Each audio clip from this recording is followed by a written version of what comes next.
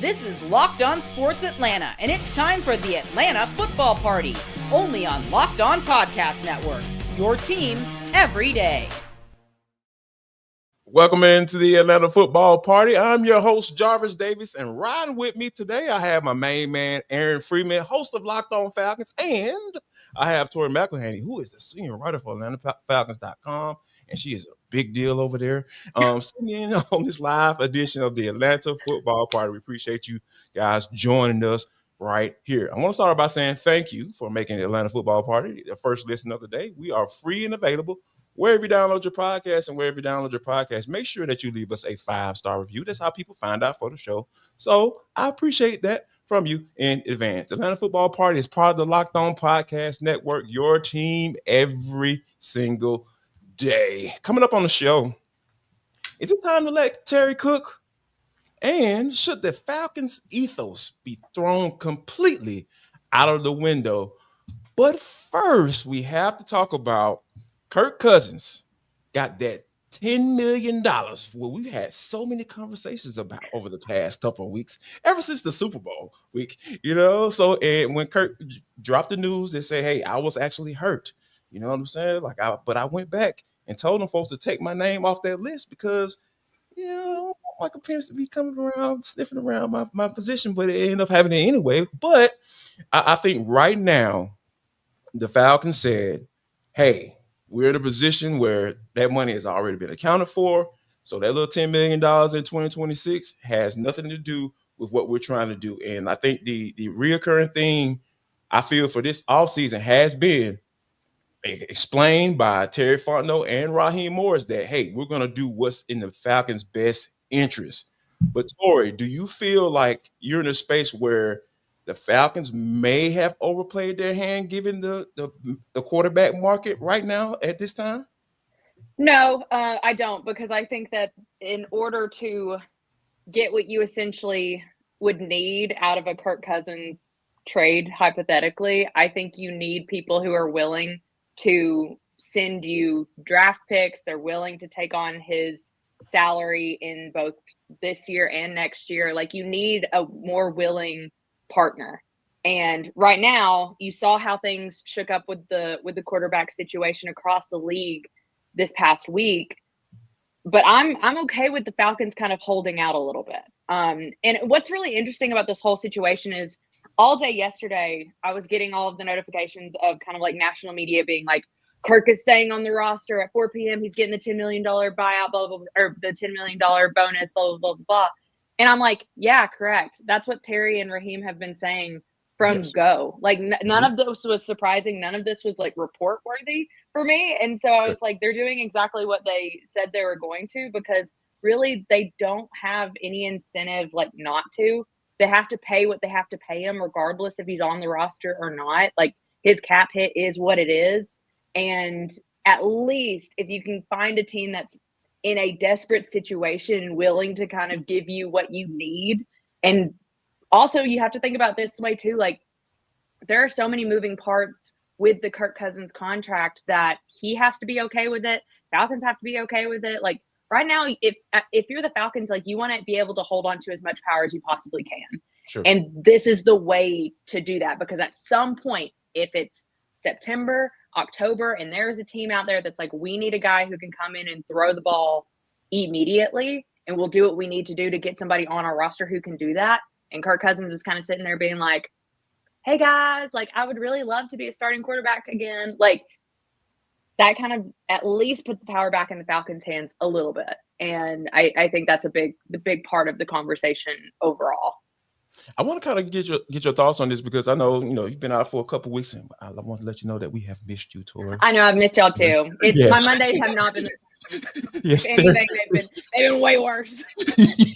Therapy Mondays haven't been the same since Tori hasn't been with us. But I want to kind of get your thoughts on the whole Kirk Cousins wanting to be a starter, and I've been calling it. He went to the principal office and told on Terry Fontenot. What were your thoughts when you heard the report of Kirk Cousins having a sit-down meeting with Arthur Blank? I think it makes sense. I mean, if Kirk Cousins wants to be a guy somewhere again, he's got to get out of the situation that he's in right now. But the problem is that at the end of the day, this is a business. And you can't just be like, oh, he wants to go play somewhere, so we're just going to let him go play somewhere, like, and everything's hunky-dory. Like, no, like, this is a $100 million fully guaranteed contract that we're talking about. That there, again, to my earlier point, like, there are way more moving parts. And it's like, okay, you can go to Mr. Blank and say, hey, I really want to be a starter somewhere else. And it's like, okay. Like, if somebody presents something and we all feel really good about it, then okay, we'll you go be a starting quarterback somewhere. But for the business side of things, where the Falcons are right now, it doesn't make any sense. Like, it really doesn't. And I think that was the biggest thing over the last couple of weeks, is like people not necessarily understanding the Kirk Cousins contract and how everybody's just like cut him. And it's like, why would you do that? Then you're taking on so much more money. You're having to really like go back to the drawing board in terms of who your backup quarterback is, which they may still have to do later down the road, but at least you could maybe get something for it later down the road. If you cut him before the start of the league year or before his signing bonus hit, you're not really getting anything out of that. You're losing everything. So at least in this case, you have the opportunity, especially if he's sitting there saying, I want to go be a starting quarterback somewhere, that he's more willing to waive the no trade clause, like that. Hold out and figure it out when things become different. But just because I think he went to Mr. Blank and said something to him, I don't think that changes the business. It doesn't change the contract. It doesn't change hardly anything. It's just kind of a okay, cool conversation to have. Like, you want to go be a starting quarterback somewhere else? We probably need the Falcons. If I'm Arthur Blank, he's like, well, we need someone to take on your yearly salary. Like, we need someone to give us a portion of it, right? Right, yeah. Like, we need someone to give us maybe some draft picks. And that's kind of just where the Falcons are right now. It's a bit of a waiting game. Absolutely. I think the waiting game is the perfect way to put it, because it's just typical Kirk for me as far as that setting up that meeting. Like, oh, hey, Mr. Blank, hi, you want to meet with me? I want to tell you, I want to be a starting quarterback. I don't know why Kirk Cousins' voice is that high on this Monday morning, but that's what it's going to be today. But Aaron, I think that, I kind of got your feels and thoughts as far as how you truly feel about Kirk Cousins at this point. I know I want to put words in your mouth. Let me ask you this. How do you think this move by the Falcons, say getting that guarantee for $10 million in 2026, how do you think that this is going to work out in the Falcons' favor? Well, if they can get a trade, that benefits the Falcons somehow. It's just a question of what type of draft pick that they get. Obviously, they get less of a salary cap burden in terms of the money that they owe Kirk Cousins, where you can unload basically 37.5 of the remaining $100 million that you guaranteed to Kirk Cousins on some other team. That's potentially beneficial for the Falcons. So I think, if you can get something for basically nothing, although, $100 million is probably not nothing, but, something for something at this point. But, given that the expectation is that Kirk Cousins is probably not going to play and start games for you is basically the nothing that you're getting now. I think that's the way that you spin it for the Falcons, that it works out in their favor. And let me ask you this. I want you to fill in the blank for me. If Kirk Cousins is still on this roster in blank, the Falcons have just gone too far with this whole Kirk Cousins situation. I mean,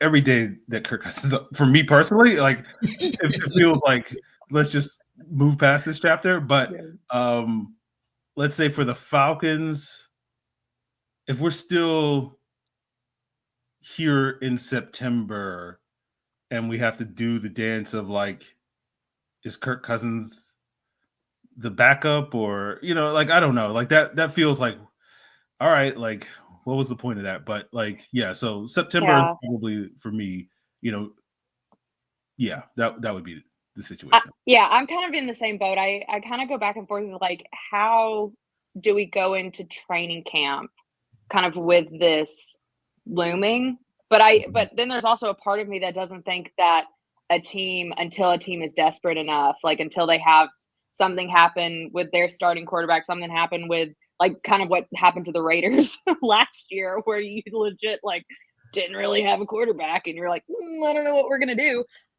until you get to that point. Like maybe the trade deadline, if I'm like, but even then, it's like, how do I, as a reporter covering this team, like that's always going to, we're all like, I'm always going to have to talk about Kirk Cousins throughout the first part of the season and throughout training camp. And like, how do you refer to him? And what is his decision going to be like? Like, is he going to be out there every day during training camp? Is he going to run everything with the twos? Like, it's a very, like, these are weird kind of conversations that you have to have when you know that he has reportedly gone to the owner and said, I want to be a starting quarterback in this league. I don't know. I think that's the thing, is like, there's a part of me that wants to say like August, like, but then there's also a more like business centric part of me that's like, okay, trade deadline. But even that, I'm a bit like, that's so long. Like, that's such a long period of time. Yeah, I think we're talking trade, if this guy is still on the roster, the trade deadline, that would be absolutely ridiculous. That's how I would frame that, because this is, I understand doubling down, with the whole money situation, saying, hey, sunk costs, it's already accounted for. We got a young quarterback on his contract. Okay, we don't mind investing this much money into this particular position. Although the Bengals like, hey man, we like wide receivers, so we'll pay all the type of money in the world. Hey, that's what we get down. That's how I get down. But if you're going to say that, I feel like they have to have a deadline in their mind to say, you know what, like, we might need to make some phone calls, because sitting around waiting for a phone call, that I don't think that is productive in my mind, because I don't want to be talking about Kirk Cousins. I don't think that they would be doing that anyways. Like, I think that you're on the phone constantly about this stuff. Yeah. Like, I don't think they're just sitting around like, I think Terry always says, like, our phones are always on us. We'll answer any call. Like, I know he says that all the time, but I don't take that literally. I do think that they would be like, hey guys, what's going on? Anybody need a quarterback? Yeah, and it's so funny. It made me, as soon as you said that, I was started thinking about when Terry was on the phone at Georgia's Pro Day. I was like, who is he talking to? Right or wrong answers, right? And then of course, what people just saying with LinkedIn, and people just start going down a whole little rabbit hole. But I think that, I'm sure that Terry's busy, because like I said, this has been one of those off seasons that I will continue to say as we go through this thing and through the draft and all that stuff and mini camps and training camp. This is a very important off season for Terry, and I feel like he has to make the right decisions, whatever decision he makes on Kirk Cousins and in the draft going forward. But do you all have Kirk fatigue? Have y'all been hit by that lately yet? I feel like I was there for a while. Like, I mean, well, it's just, again, it goes back to my main point about like, everybody's like, oh, the Falcons weren't bluffing.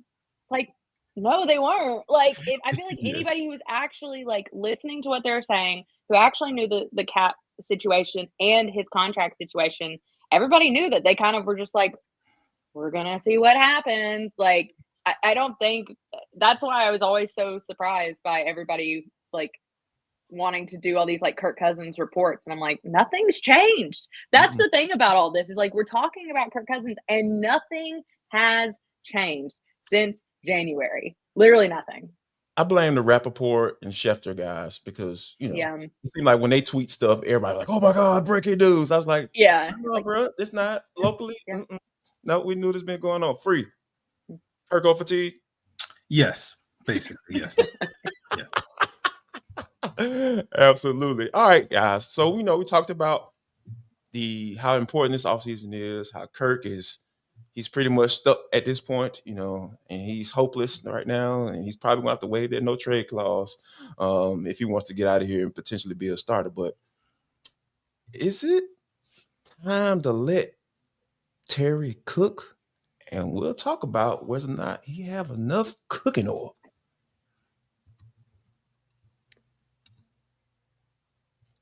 But first, I want to let you know that this episode of the Atlanta Football Party is brought to you by FanDuel. Let me tell y'all something, man. I don't know if you noticed, but March Madness is here, and FanDuel is giving you a chance to get in on the action like never before. Because guess what, guys? You know, the Georgia Bulldogs, they up in that thing, but they got the Gonzaga Bulldogs. So we're going to find out who the real Bulldogs are in just a couple days. So I need you to go to FanDuel right now. Right now, new customers can get $200 in bonus bets when your first $5 bet wins. That's 200 extra bucks used on everything from buzzer beaters to Cinderella stories and even who's going to be cutting down the net. So I'm telling you guys, make sure you go to FanDuel.com because, I mean, maybe Georgia gets past Gonzaga and maybe they can get to the Final Four or the Elite Eight. I promise you, Mike White will get an extension for sure. So it's fast, it's easy, simple to use. When you win,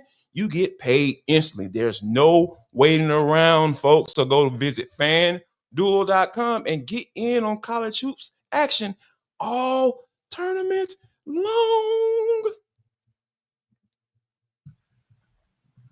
I want to thank you for making the Atlanta Football Party your first listen today. Why don't you check out Locked On Falcons with Aaron Freeman?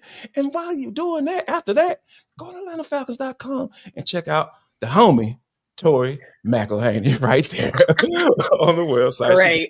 You need right there. We're going to talk about her mock draft a little bit later on, guys. Ooh. I have questions. It's hot. It's coming in Me hot. too. I too. promise you. But I think the main thing, we talked about how whether or not we're going to let Terry cook.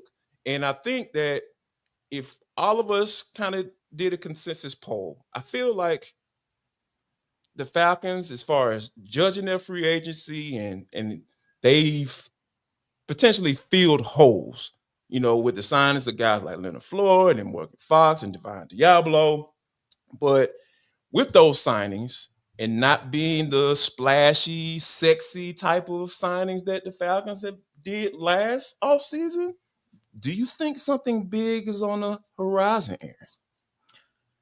I hope so. I just want to talk about something, you know, no offense to Leonard Floyd and Morgan Fox and Divine Diablo and Mike Hughes and all those guys, but I want to talk about something like so far the biggest story of the offseason for the Falcons is that they're keeping Kirk Cousins. And like I would like that to be a different story when it comes to the defense. And you know, if I have to wait till the draft for the Falcons to make that big splash move on the defensive side of the ball, then so be it. But I hope that something big is coming, bigger, let's say that, is coming down the pipeline, particularly for this defense, that we can sort of reset our expectations. Because I think right now, with these signings that the Falcons have made, they've signed players that were very similar to the players that they had before in those spots. Leonard Floyd being a 32-year-old pass rusher at the backside of his career, similar to Matthew Judon being a 32-year-old pass rusher, Morgan Fox, sort of another 30-plus-year-old pass rushing defensive tackle to sort of replace Grady Jarrett, Divine Diablo, an athletic, but, you know, guy that hasn't played a lot of snaps at linebacker because he was a safety in college, similar to Troy Anderson, who was an athletic linebacker that hadn't played a lot of snaps because he played offense in college and whatnot. And so it does feel like the Falcons are kind of just running it back with the same defense. And the hope this offseason was that they would make big strides on the defensive side of the ball. And I don't think their moves so far have done that. And so if we're counting on the draft to sort of be that big sort of, you know, game changer, tone setter or whatever, then so be it. But history doesn't smile kindly on teams being able to find that player in the draft, where those tend to be more developmental guys and sort of game changers. There are a couple every single draft in terms of guys that instantly have that impact in the NFL. You look at Jared Verse last year, as well as others in the past, but it's hard on those players, you know, in the draft. And so the odds are not necessarily in your favor when it comes to that. So all I have to say is I hope there's a bigger move coming. Man, don't be bringing up Jared Verse around me, man. Don't do that. Don't do that, please. Because, you know, I was pounding the table for that man last year. Folks ignored me. It's you know, they listened to you when you drafted Bashar. Why they can't listen to me with the draft Jared Verse? It is what it is. You know, I just have that way with the people. I don't know what to tell you. Yes, you do. You do have a way with people, Aaron. But no, I'm with you, though, dog. When you think about the something big, right? There's something big. Like, okay, what's something big? Trey Hendrickson.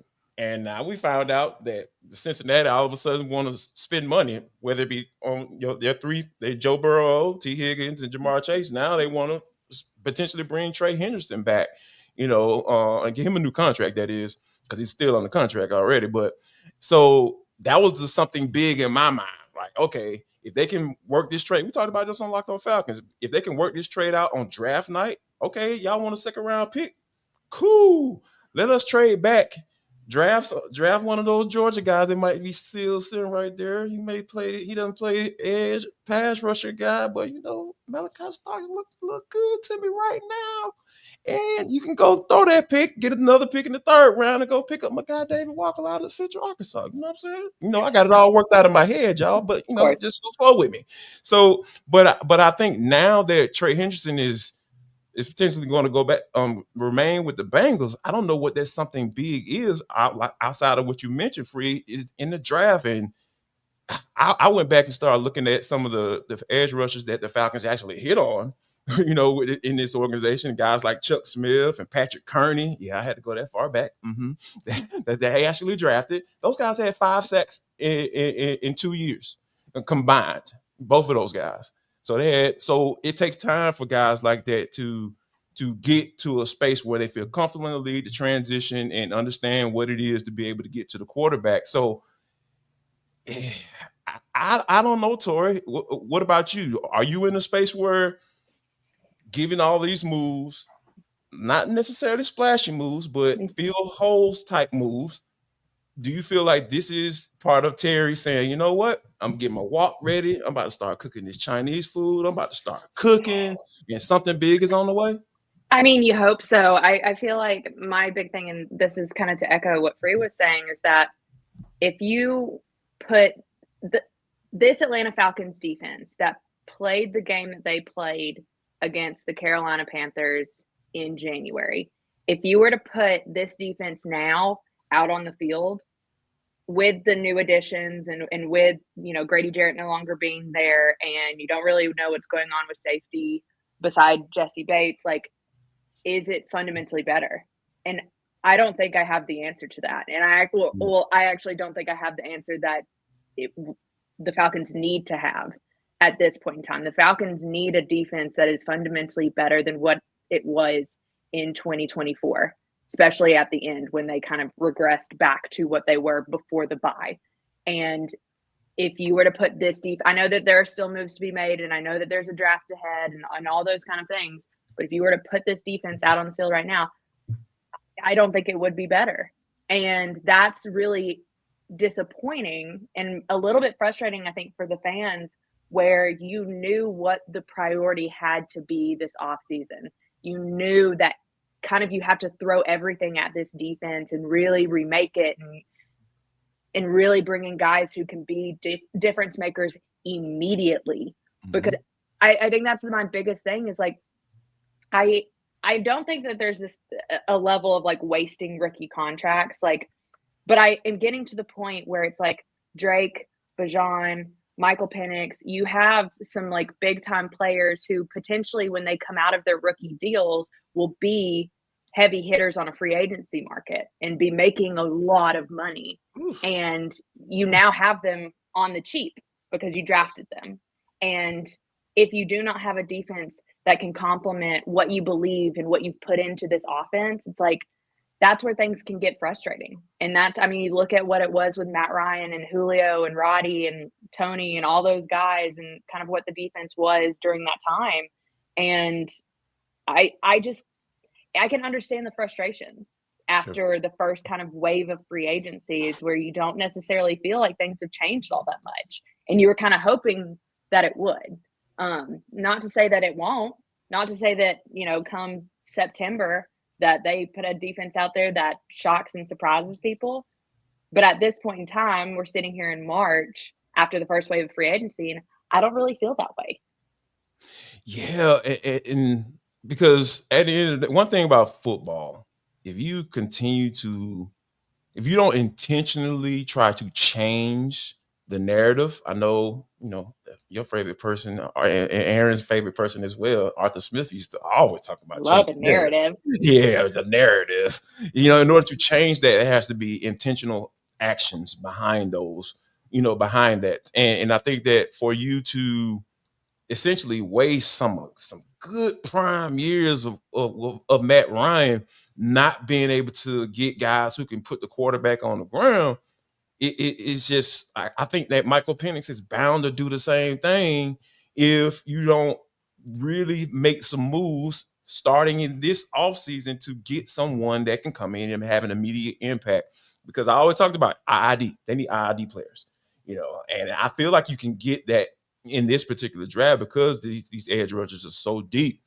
So for me, I feel Terry is in a very interesting spot. And I think that from a financial standpoint, let me ask you this, Tori. From a financial standpoint, do you even think the Falcons are in position to make a big move to kind of really fortify this defense and have you confident that this pass rush group can change that narrative? Yeah, I do think so. The longer that I'm in kind of the league and the longer that I cover the league as a business, the more I feel pretty confident that the salary cap can always be manipulated. Sure. And you can, granted, like there may be repercussions, but if you need a team to go and win now, like there are always ways to get guys on rosters. And I mean, heck, like we're literally watching the Bengals put 44% of their salary cap into 3 offensive players. Like these are things, and arguably they're going to go and be competitive in 2025 and should be pushing playoff wins. Like that's their goal. That should be the Falcons' goal as well. I mean, it is the Falcons' goal, but like that's my biggest thing is like I do think that there are ways to, from a financial standpoint, to make things happen. And I understand like wanting to be conservative too and not wanting to push money too far down. Kind of like heck, the fact that the Saints roster 53 guys with their salary cap situation every single year shows me that you can put anyone on a freaking roster and make it work. Like so at the end of the day, Saints do it every year. Literally, like there are so many times, so many years where we're at like, March 15th and I'm like, I don't know how the Saints are going to field a roster. Like, I don't know how they're going to have 53 guys on the roster. Like, I really don't. And then they go and they do something and they move money around and they figure it out and then they sign some guys. And I'm like, I don't know how they did it, but they did it. So there's always ways to manipulate the cap to work in your favor if you're looking for kind of a win now justification, which, let's be honest, the Falcons do need to win now. They need to be in the postseason this year. Yeah, I think, as Tori put it, the salary cap is a lot. You can manipulate that whole thing. I think really the challenge for all these teams when it comes to salary cap manipulation is if you win, no one cares. It's only when you're losing that people are like, oh my God, you're mismanaging the salary cap. Like the Saints are a classic example of that, right? Where because they haven't been to the playoffs in however many years, people are like, oh, the way that they're doing business is terrible. Meanwhile, the Philadelphia Eagles do this all the time, but because they win 10 or 11, 13 games, whatever, every single year, no one cares. And so it's one of those things where like the Falcons can move money. They can be, as Tori put it, aggressive, conservative, whatever they want to do. All that matters at the end of the day is if you win. If you win, then your actions are purely justified. If you want to be conservative and not, push salary cap dollars up into the future, people will be like, oh, you did a great job. If you are aggressive and you do that, but you win, people are like, oh, you did a great job. That's ultimately what really matters in this league is winning football games, is a results-oriented business. Absolutely. And the results will always come to fruition once games start being played in September. So we will definitely keep an eye out on that. But coming up next, is it time for the Falcons just to throw out the Falcons ethos altogether?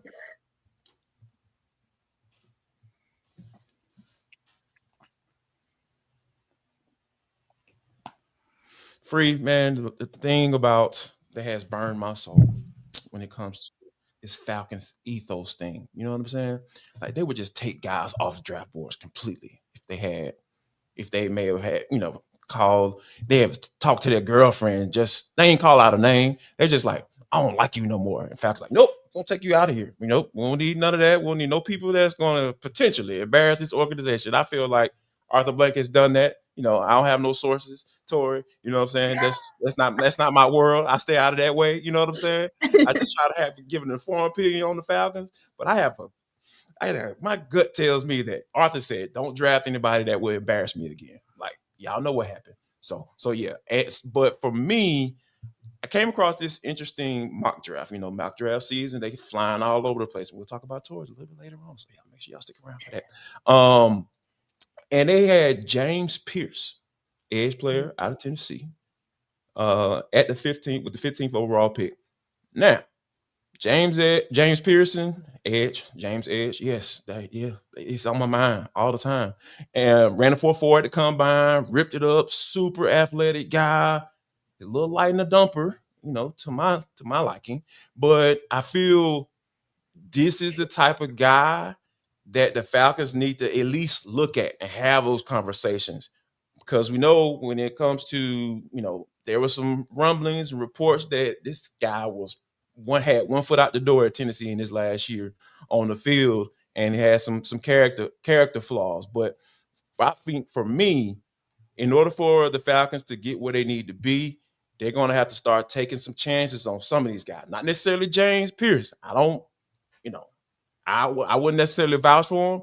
But Free, do you think that the Falcons should be at least looking at guys like James Pearson if they want to get where they need to be as far as getting this pass rush to respectability? Yeah, absolutely. I mean, James Pierce was widely considered to be the top pass rusher in this draft class before the season started, right? Above guys like Abdul Carter. And for various reasons that may be related to what you're talking about, Jarvis, he's not necessarily viewed as that type of guy, even though, at least from the film I've watched, his film is basically the same when people were talking about him, in 2023 as the future number one pick as it was in 2024. So, the issue, I think, and you bring up a great point, Jarvis, because I do feel like that was a mandate from on high when it came to the Falcons picking guys with good character after the whole incident with Michael Vick under Arthur Blank about 18 years ago. And you saw, particularly when Thomas Dimitroff got here and Mike Smith were here, that the Falcons really focused on high character guys. They always consistently select guys that were team captains and whatnot. And then, I think 2012 happened and they played the 49ers in the NFC Championship game. And they realized, there's a pretty big talent disparity between some of the guys that they have on that side of the ball than we have on our side. And so I think thereafter you kind of saw the team try to focus more on and prioritize athleticism to try to make up that distance between them and some of the other top teams in the NFC. And you saw them being a little bit more willing to bet on guys that wouldn't normally pass what you're talking about, that character filter or that ethos or whatever. And it didn't quite hit like the Rashid Hagemans and the Desmond Southwards and the Prince Shimbos and those guys. So I say all that, Jarvis, because it's like, sure, you want to open the doors for more quality players in the building, but you still have to find the right players, and that's the difficulty thing of why this ethos or this filter exists, because it's really hard to tell like who are the guys that have it, that you can work with, that can play good football despite not necessarily being a little worried that you're going to get a phone call at 3 a.m. to come pick up somebody down at the county jail or something like that.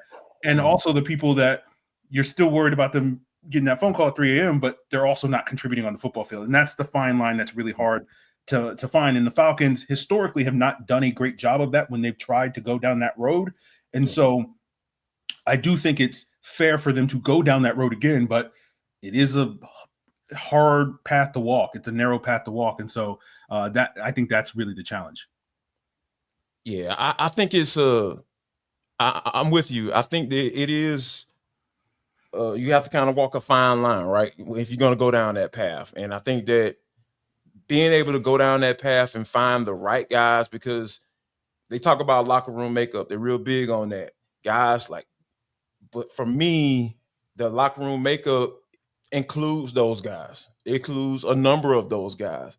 It doesn't have to be half. It doesn't have to be 25%. oh my gosh, you need about 6 or 7 guys that are just right there on the edge.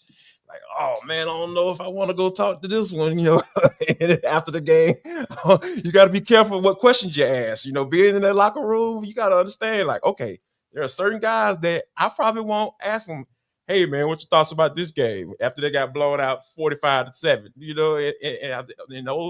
and that's one of those things that I feel, Tori, that you have to kind of look at and understand and trust your scouting department, right? Like there are certain guys, if he get into it, sexual assault, all that stuff, multiple being charged, and I'm a changed man now. I don't know about that. Stay away. I get it. I understand.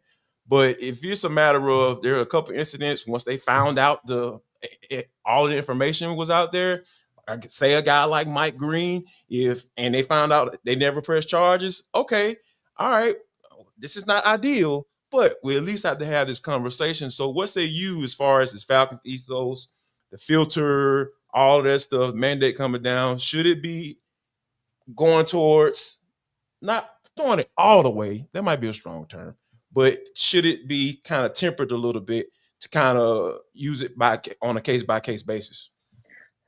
Probably going to get a little like psychological here, but Sure.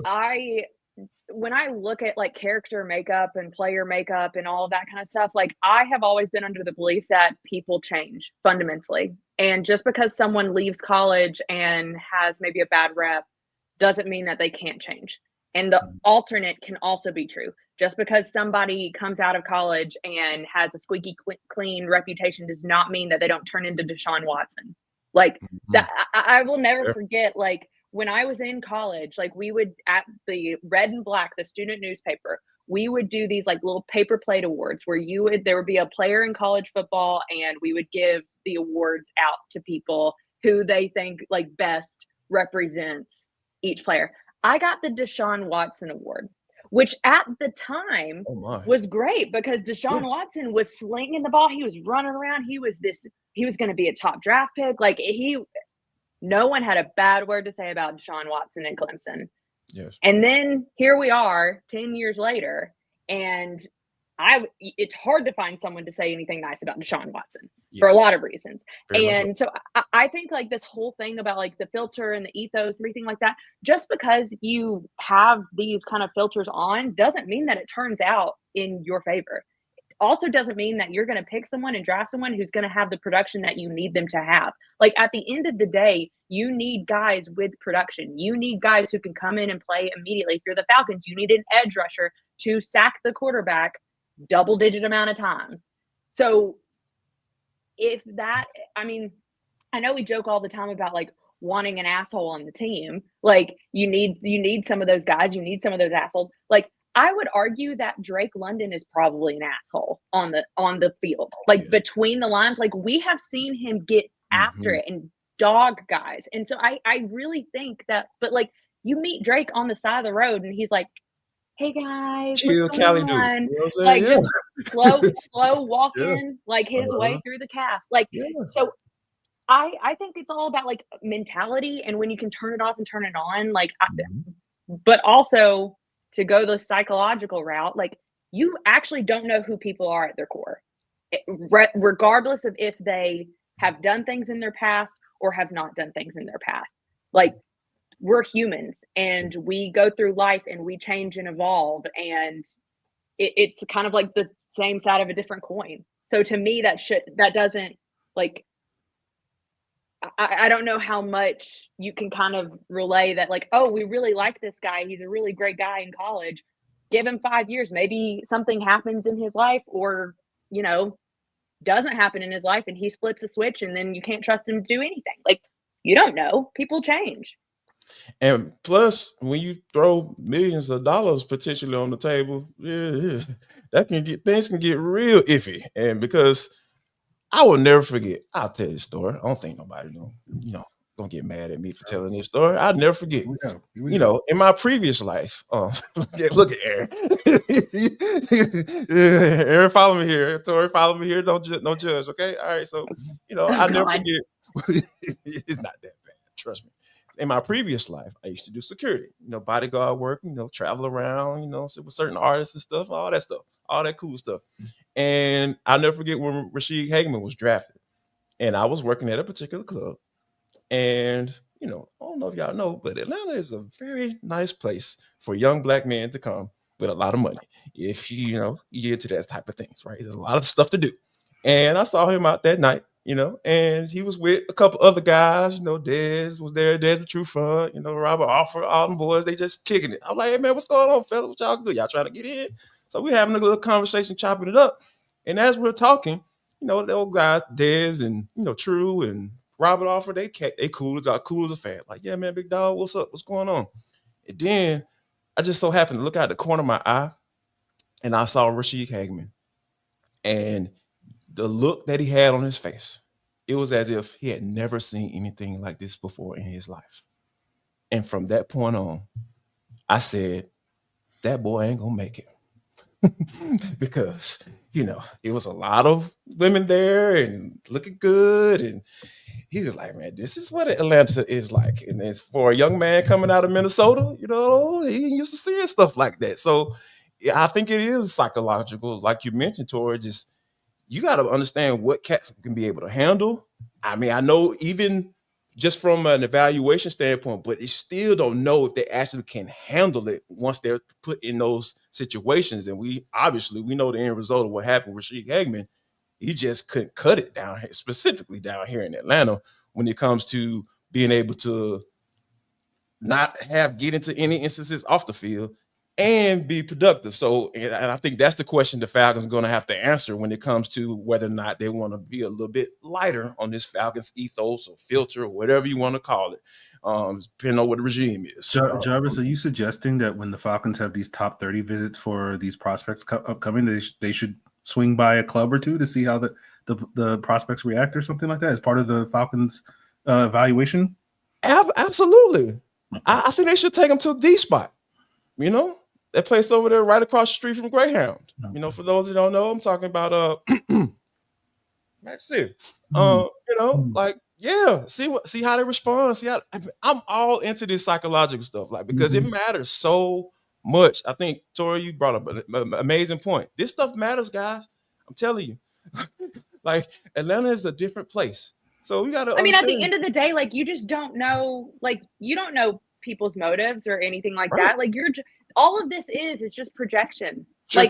Free agency, the draft. You're projecting what you high-end projection. Yeah, you're hoping and projecting what you hope someone can be and what they can be for you. Whether or not they turn into that or don't is the name of the game. Absolutely. And projection is a fancy way of saying guessing. You're just guessing. Yeah. Yes. People are getting paid a lot of money to guess too, free. Yes, a lot of money to guess. But coming up next, speaking of guessing, oh my gosh, Kyle Pitts is out here projecting on Instagram. The NCAA tournament is here, and so is the bracket breakdown. Locked On Podcast Network and Amazon Fire TV channels are teaming up to deliver NCAA tournament coverage like never before.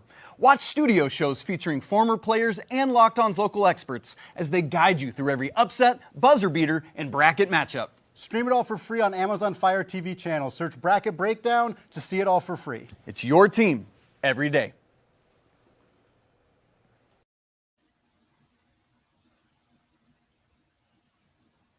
All right, guys. Yes. So, Kyle Pitts, has been a big topic of conversation for the Atlanta Falcons, specifically on the Atlanta football party, as far as being a trade piece to maybe get some draft capital that you kind of lost and wasted away and projected wrong on, for a guy like Matthew Judon. It didn't work out. So, yeah. But anyway, I think that when I came across this post by Kyle Pitts, I think it was kind of interesting, right? I think he had a little bit of self-awareness, and I'll let you all be the judge. Year 4 had its ups and downs, but we prevailed. Year 5, I'm coming 10 times harder than I ever did. Tori, do you believe that Kyle Pitts is going to go 10 times harder and potentially justify being the highest drafted tight end in the common draft era?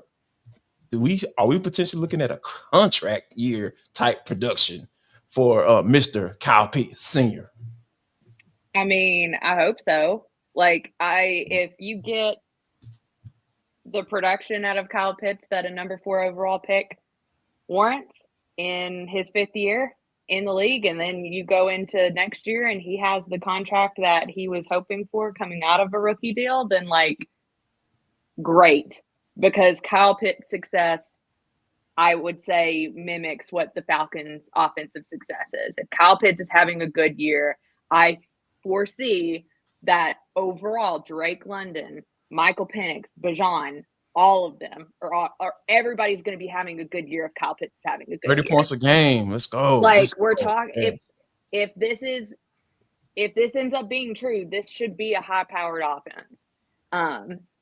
And I'm curious to see kind of how Kyle Pitts does go into this 5th year, because I don't think he's naive to the fact that his market has changed from what it was projected to be when he was drafted to now what the reality is as he's playing on his 5th year option.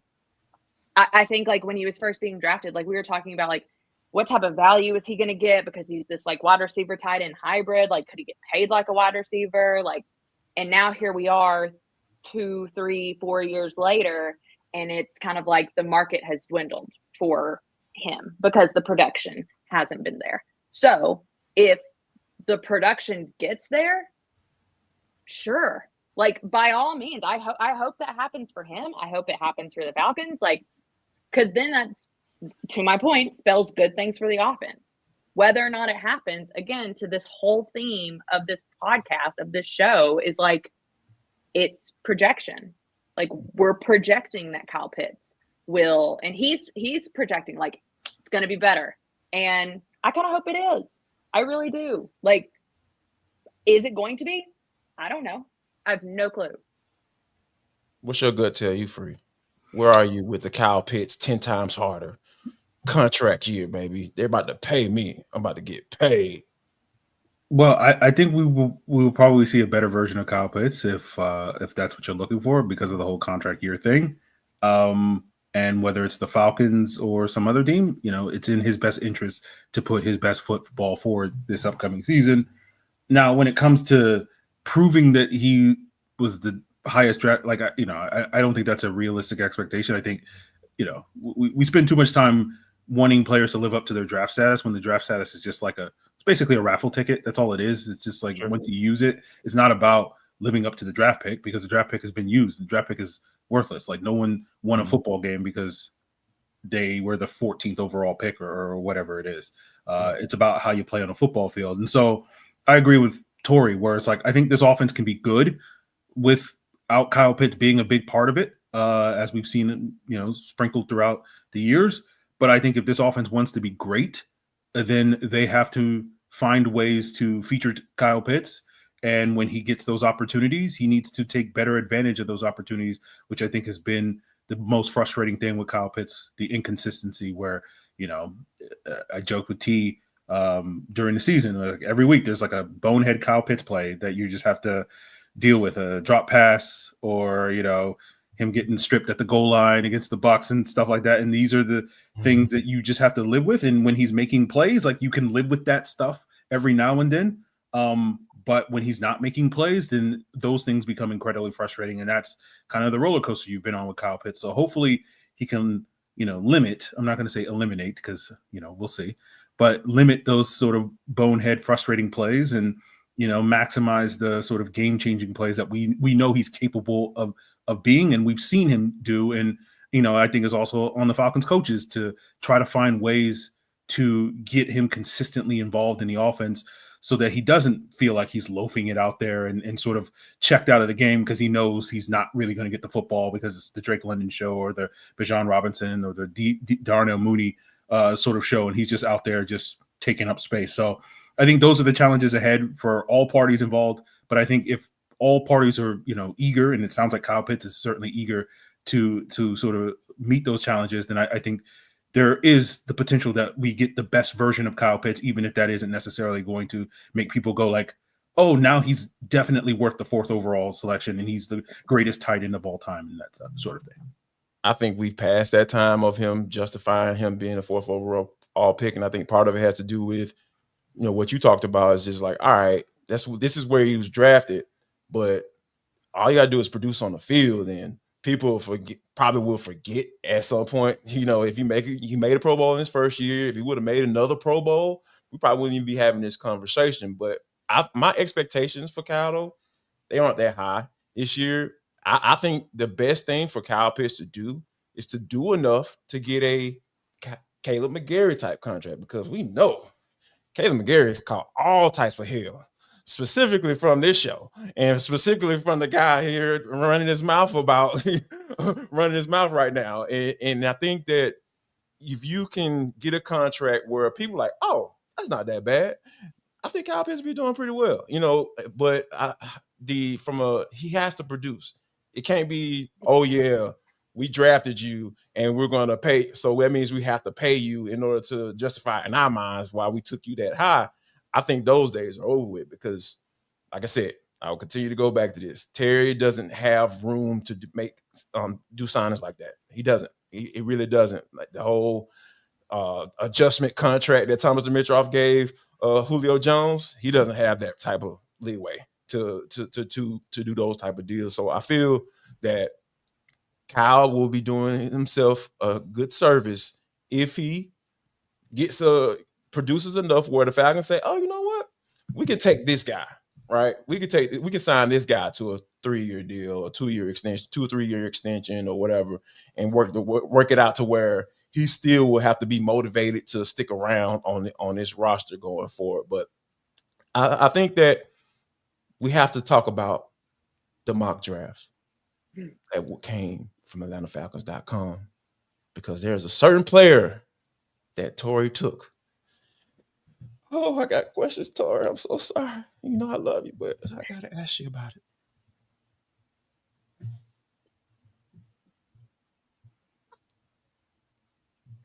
Wrapping things up right here on the Atlanta Football Party. I am your host, Jarvis Davis. We got Tori McElhaney from AtlantaFalcons.com. We got Aaron Freeman from Locked On Falcons. If you haven't listened to Locked On Falcons right now, what the hell are you waiting on? I ain't saying no other words. But I think that the mock draft that Tori put out is an excellent mock draft. You should go check it out, by the way.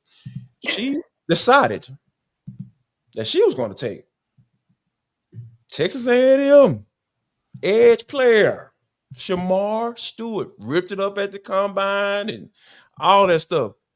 But that production a little low for me, Tori.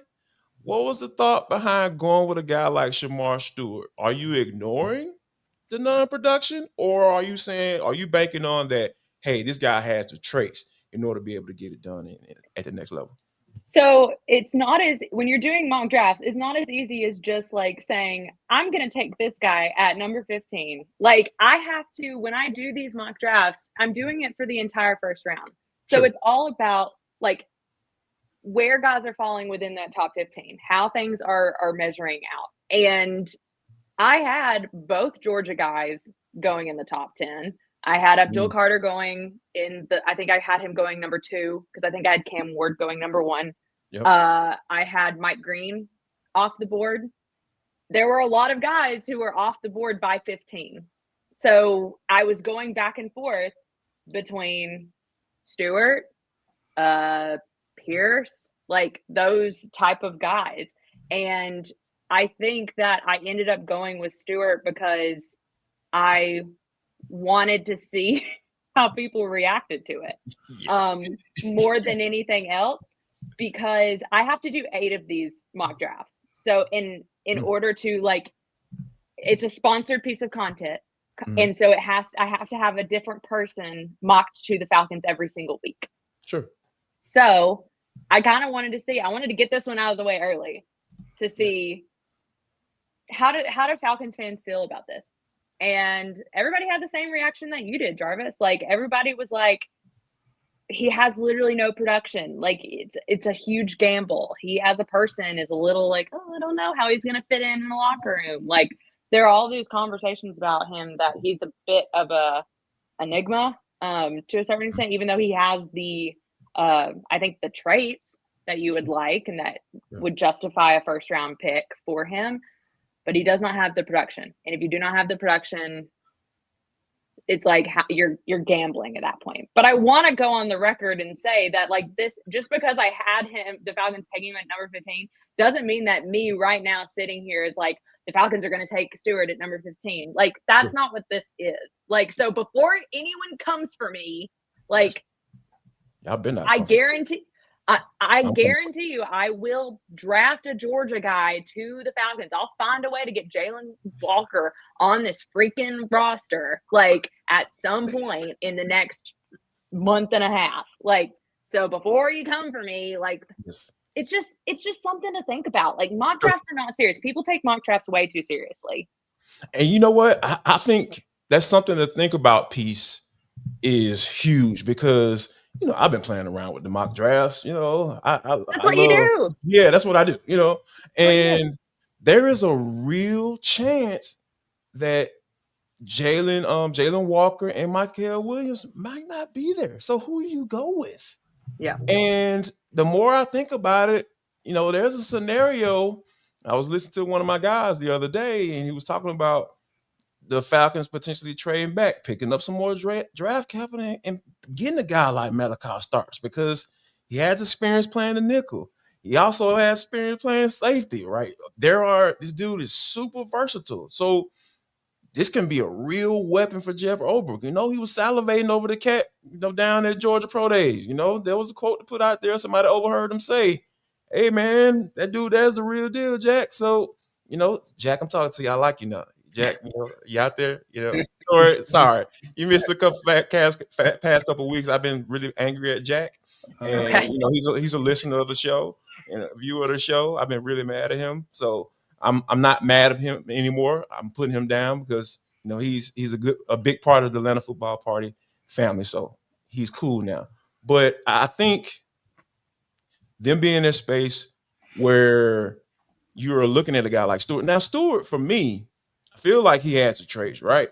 I'm just concerned about the whole weight drop right before it's time to start doing all these combine workouts because the film that I watched, he didn't move in space that as well as a guy that you would think, given the type of numbers that he put out. So what does that mean to me? To me, that means that you workout warrior-ish type. And we don't understand what those workout warriors do in the league. I know people going to bring up Trayvon Walker and all that stuff. I get it. But like that doesn't happen all the time. So I think Falcons fans need to think about it and also think about who's off the board when the Falcons pick at 15. So what say you, Aaron, as far as Tori saying, you know what, bring in that cat that ripped it up at the combine? Tori is not saying that. That is not what Tori is saying at all. Because I understand the backlash that you got when you put that mock draft out there. I get it. Oh my God. This whole podcast, like, people are gonna hate me. We're literally throwing things out. Like Tori's lost it.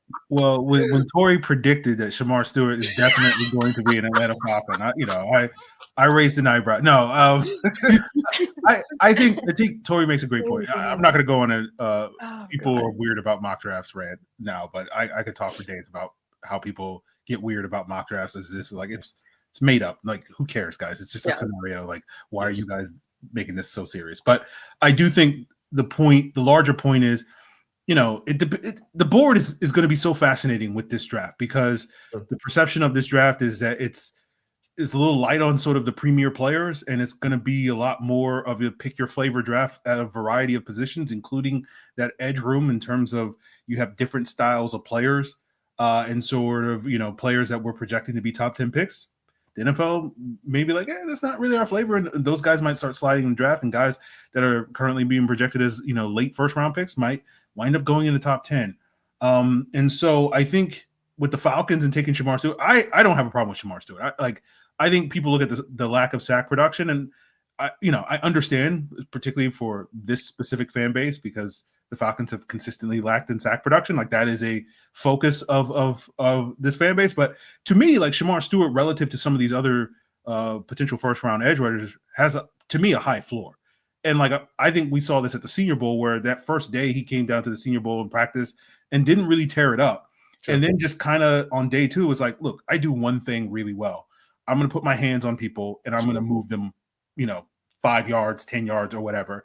And on day 2, he started doing that. And you saw the dominance that he showed, to the point that he was so dominant that he was like, peace out. I don't need to see you guys for day 3. I'm gone. I'm a first-round pick. And so I think, not to say that he's going to have similar production as this player, but that was kind of what Jared Verse was all about. Like, I'm going to put hands on you and there's nothing you're going to do to stop me. And I think that's the thing about Shamar Stewart. Now, whether that translates to the type of production we saw from Jared Verse in year 1, who knows? Whether that translates into a guy that is going to be a true difference maker and a true sack artist. But I think when you look at a player like Shamar Stewart, like, I know what he is. I know that if I just get him in my building and say, I just need you to bully guys, right? And we'll figure out, the sacks and all that stuff. But if you can help us control the line of scrimmage, if you can help collapse the pocket, that is going to be very valuable for our defense. So to me, the frustration, the confusion or whatever with Shamar Stewart doesn't really compute in my book, because I know what he is. And so I don't necessarily need him to go out there and be a 10-sack guy, although I understand, given the circumstances of the Atlanta Falcons, everybody's looking for that 10-sack guy. But if you can go out there and get me 6 sacks and like 60 pressures a year, like basically pull the Jadeveon Clowney special every single year, I'll take that. Now, when Clowney was the number 1 overall pick, that was disappointing for him. But at the 15th overall pick, if you're getting Jadeveon Clowney type production, like, I don't know about you guys, but I'll take it all day. Yeah, so that's kind of what I see Shamar Stewart as. And so I think he has the capability of doing that. So, we'll see if Tori's prediction winds up being right. And of course, we want her recommendation and right. Yeah, I actually went down and I told Terry. I just walked down. I was like, "Hey, man, this is how it's going to fall on draft night. So just like, I'm saving you so much work and so much trouble." Yes. Yeah. Mm-hmm. Just stop doing your job right now and listen to me. There we go. Don't worry about it. I got this. Yes. Yes, Tori's got it. It's on AtlantaFalcons.com. Make sure you guys check her out on that. And also make sure you check out my main man, Aaron Freeman, on Locked On Falcons. He allows me to come on this show, y'all. I don't understand why. But I just keep coming if he keeps asking. So make sure you guys check us out on Thursday, where we'll be live again, 11 a.m., 11:05, in that range. So make sure you guys check us out there, and we will see you all there.